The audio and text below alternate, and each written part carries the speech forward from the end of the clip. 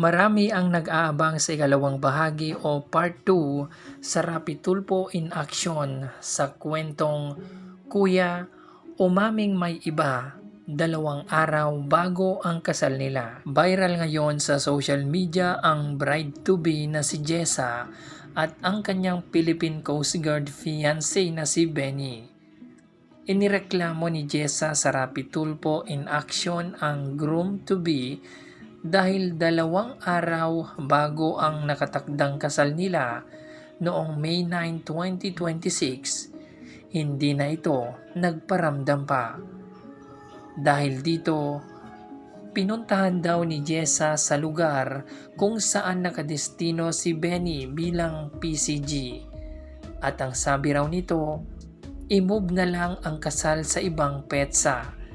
Dahil hindi raw siya pinayagang mag-leave sa trabaho sa nakatakdang petsa ng kasal nila. Dito na nagtaka si Jessa dahil ang dami rin nitong idinadahilan hanggang sa napag-alaman niyang lihim na pala itong ikinasal sa iba.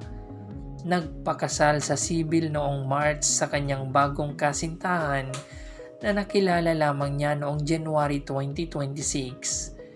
Kaya pala hindi na ito sisipot sa kanilang kasal. Labis na nasaktan si Jessa sapagkat nakahanda na ang lahat para sa kanilang kasal. May prenup video na rin sila noong December pa.